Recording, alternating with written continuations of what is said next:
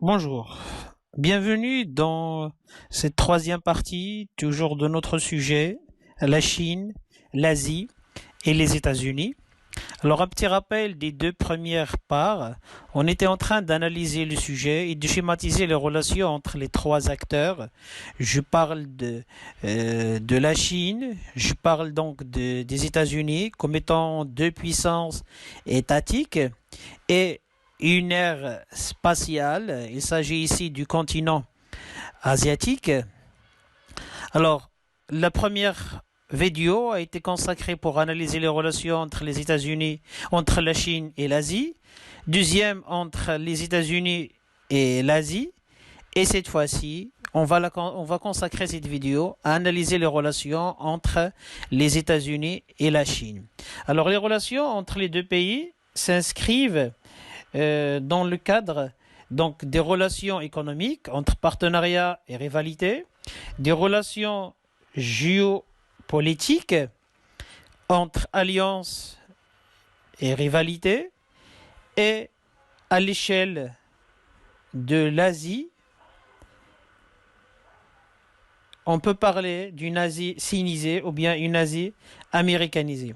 Un constat, tout d'abord, pour analyser les relations économiques entre les deux pays. Alors, ce constat, on peut le tirer de cette réalité.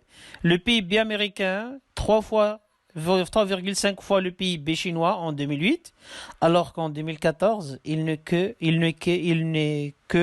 d'1,8 fois. Cela montre cet effort géant mis en œuvre par la Chine pour se rattraper, c'est-à-dire donc pour être une puissance et faire de la concurrence aux États-Unis. Alors, cette réalité laisse des tensions commerciales. Le déficit commercial bilatéral entre les États-Unis et la Chine s'élève en 2016 à 347 milliards de dollars, soit 60% du déficit commercial total des États-Unis. Donc cela montre que une véritable dépendance se crée entre les deux puissances. Deuxième facteur qui montre donc cette possibilité de rattrapage et cette possibilité donc ou bien ce qu'on appelle l'ascension pacifique chinoise, des intérêts financiers et monétaires bien compris, bien dans une sous-évaluation de yuan contre achat de bons de trésor américains. Alors la Chine aujourd'hui est devenue le premier créancier américain. C'est le premier investisseur dans les bons de trésor de la Fed. Donc aujourd'hui, la dette, la Fed américain ou bien les États-Unis sont très dépendants de la Chine en termes de réserve de change. Troisième aspect, la dette publique américaine. Premier trimestre 2014, la Chine finance 1433 milliards de dollars, le Japon 1210 milliards de dollars. Donc la dette chinoise représente 15% de la dette totale américaine. Donc cela montre que les États-Unis sont très dépendants vis-à-vis donc de la Chine du point de vue commercial. Et d'ailleurs, la guerre commerciale qui vient d'annoncer récemment en est un très bon exemple. Maintenant, les relations donc géopolitiques. On parle d'une alliance américano-chinoise depuis 1971, le deuxième front américain. Kissinger, donc rappelez-vous bien de ce président américain, qui a favorisé la Chine pour affaiblir l'URSS dans la guerre froide. Donc, à partir de 71, la Chine s'est devenue donc un allié des États-Unis face à l'URSS. Deuxième aspect qui montre cette relation géopolitique, c'est le complexe obsidional chinois hérité de la guerre froide, face à la présence américaine qui contrôle dans le littoral asiatique-pacifique les routes maritimes, d'une Chine qui, depuis les années 80, s'ouvre aux échanges à 90% par la voie maritime. Alors cette réalité pousse la Chine elle-même aujourd'hui à chercher à dominer la mer méridionale et à contrôler l'Asie Pacifique, donc à côté ou bien donc au détriment des États-Unis. La volonté de maintenir le leadership américain dans l'espace asiatique-pacifique, cela explique donc la montée, ou bien l'intérêt croissant que portent aujourd'hui les États-Unis à cette partie du monde. Je parle donc de la partie Asie-Pacifique, ou bien ce qu'on appelle un basculement vers l'Asie. Alors maintenant, est-ce qu'on est devant une Asie sinisée ou bien une Asie américanisée? Lorsqu'on disait une Asie sinisée, c'est-à-dire une Asie beaucoup plus influencée par la Chine. Alors l'influence de la culture chinoise et de la culture américaine et le modèle libéral américain commence à gagner en extension. Aujourd'hui, on a deux cultures qui partagent l'Asie, la culture chinoise et la culture américaine. La culture américaine est omniprésente au Japon, en Corée du Sud, d'accord, et dans d'autres pays voisins. Alors, pour bien traiter ce sujet, alors je vous propose donc d'adopter, je vous propose donc une correction. Alors donc, au niveau de l'introduction, alors voilà, je vous propose de commencer le sujet par une accroche. Alors, cette accroche met en valeur une citation. Quand la Chine s'éveillera, le monde tremblera. Donc, il s'agit d'une citation et d'un titre d'ouvrage d'Alain Hérifet, 1973, qui montre que depuis les années 70, les géopoliticiens ressentent donc les dangers de la montée en puissance de la Chine. Alors, ensuite, au niveau donc de la définition des termes du sujet, alors vous avez trois termes du sujet. Vous avez donc l'Asie, les États-Unis et la Chine, mais il faut mettre aussi en valeur le rapport des puissances de deux ensembles statuts nationaux dont l'influence dessine les contours même de l'identité du continent asiatique, c'est-à-dire l'influence des deux pays, c'est celui qui dessine l'avenir du continent asiatique, mais c'est pas la peine de définir les termes proprement dit, parce que tout le monde connaît qu'est-ce que c'est que la Chine, tout le monde connaît qu'est-ce que c'est que l'Asie, tout le monde connaît qu'est-ce que c'est que donc les États-Unis. Alors pour la problématique, comme je vous ai déjà expliqué dans les vidéos précédentes, il faut qu'il y ait un va-et-vient. Alors, je vous propose cette problématique. Si la relation sino-américaine structure la dynamique régionale asiatique, l'Asie est-elle le cadre pour autant d'une confrontation ou d'un partenariat sino-américain? Alors donc, une problématique qui est structurée au niveau donc de trois axes. Et le plan donc va vous montrer quels sont ces axes. Alors je vous ai choisi une problématique de trois grandes parties. Et maintenant on annonce le plan. Alors dans la première grande partie, je vous propose d'analyser une Chine repliée dans une Asie sinisée, pénétrée par l'influence américaine. Donc ça traduit la première partie de la problématique qui dit que si la relation entre les États-Unis et la Chine structure la dynamique régionale asiatique. Deuxième grande partie, on va la consacrer pour dire que l'affirmation des ambitions chinoises, c'est un facteur de paix. Est-ce que c'est un facteur de paix ou de conflits régionaux? Donc remarquez bien, cette deuxième grande partie traduit parfaitement la deuxième partie de notre problématique. Et dans une troisième grande partie, on va analyser hein, que derrière cette rivalité sino-américaine et la concurrence régionale entre les deux puissances, il y a toujours une interdépendance sino-américaine. C'est-à-dire, même s'ils se sont des partenaires, même s'ils sont donc des rivaux, même s'ils sont des concurrents, mais chacun a besoin de l'autre. Ou bien l'Asie a besoin à la fois des États-Unis et de la Chine. Alors revenons à la première donc grande partie. Alors je vous propose de la traiter sous forme de deux sous-parties. La première, on va dire que la Chine auto-centrée qui tourne le dos à l'Asie.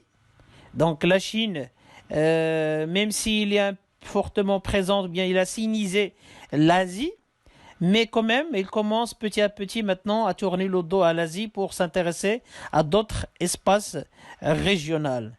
Deuxième ce parti, on va la consacrer pour dire que le messianisme libéral américain, alors dans la guerre froide, alors le messianisme, c'est-à-dire cette politique américaine qui considère que les États-Unis c'est le messie de Dieu en termes de liberté. Alors les États-Unis cherchent à pénétrer l'Asie pour diffuser donc la liberté occidentale. Et vous savez que le régime autocentré et chinois, c'est un régime c'est un régime donc qui autorise la censure, peu démocratique, d'accord. Troisième, ce parti, les prémices d'un rapprochement sino-américain. Alors, une Asie divisée par la guerre froide. Alors, donc, depuis les années 70, cette coopération sino-américaine laisse dire que peut-être il y aura un certain rapprochement entre les deux puissances.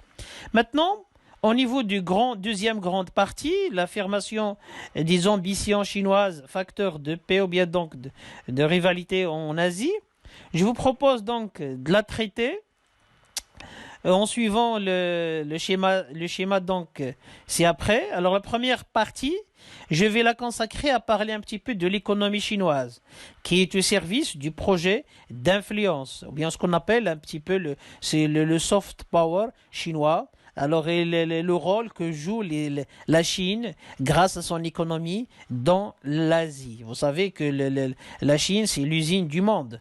Alors, deuxième ce parti.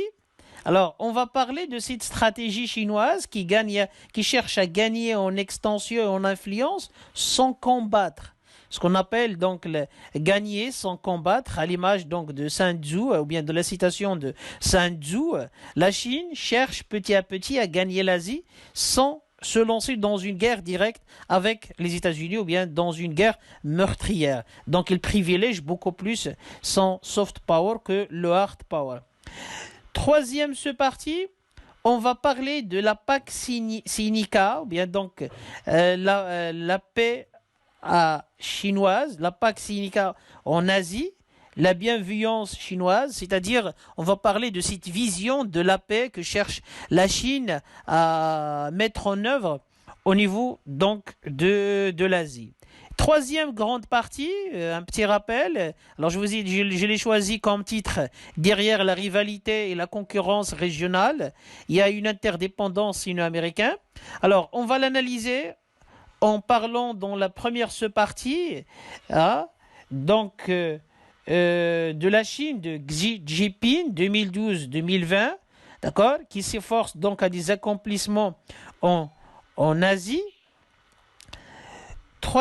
Deuxième partie, on va donc la consacrer pour dire que le pivot américain vers l'Asie sous la présidence Obama 2009-2016. Alors on va remarquer que un certain basculement, comme j'ai déjà dit, un basculement stratégique des États-Unis sous la présidence de Barack Obama vers l'Asie, mais cela ne semble pas être le cas sous la présidence de Donald Trump. Et dans une troisième partie, on va parler d'un certain conflit régional impossible, c'est-à-dire l'interdépendance sino-américaine et ressenti ou bien est une nécessité. Du coup, un conflit régional est quasiment impossible à être réalisé. Alors voilà donc un plan qui se compose donc de 9 parties. Et maintenant, on va directement vers la conclusion. D'accord? Alors, au niveau de la conclusion, à titre de rappel, il faut faire un petit résumé de tout ce que nous avons traité, le résumé des idées. Ensuite, répondre à la problématique. Et finalement, une ouverture du sujet. Alors, je vous propose un petit résumé pour dire que l'Asie, continent de toutes les tensions, car c'est un pivot des relations internationales du XXe siècle. Il n'y a pas que la Chine, il y a d'autres pays. Donc l'Asie est toujours donc un territoire de tension entre les grandes puissances, soit qu'il s'agisse des puissances régionales ou bien des puissances en dehors de la région, à l'image donc des États-Unis. Alors la Chine n'a pas fait donc le deuil de sa centralité politique et de son immensité impériale, c'est-à-dire la Chine cherche toujours à être une puissance. Il n'a pas donc, il n'a pas lésiné sur tous les moyens pour en devenir face donc à des puissances régionales ou bien face à des puissances en dehors de la région. Alors voilà donc un petit résumé. Maintenant, pour répondre à la problématique. Alors la réponse à la problématique, cette fois-ci, est une réponse subjective, tout dépend de votre façon de voir le sujet. Alors je vous propose une telle réponse, mais le conflit régional demeure endigué par l'interdépendance sino-américaine et les pays asiatiques jouent du rééquilibrage des rapports de force en s'appuyant à la fois sur les idéaux chinois et sur le protectionnisme ou bien la protection militaire américaine. Et maintenant, finalement, une ouverture du sujet, c'est-à-dire un autre sujet qui mérite d'être analysé et qui a donc une importance cruciale, soit qu'il s'agisse d'une extension de celui-ci ou bien un autre qui n'a rien à voir avec celui-là. Alors je vous propose donc une telle ouverture, l'Asie comme étant première ère de rééquilibrage des rapports de force sino-américains, quelle sera donc la puissance dominante du XXe siècle?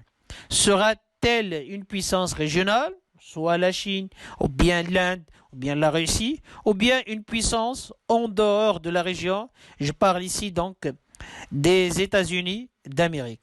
Alors voilà donc une proposition de rédaction de notre sujet. Alors, je vous demande de bien vouloir s'exercer en rédigeant le sujet et en m'envoyant donc vos dissertations le plus tôt possible. Merci pour votre attention et à la prochaine fois.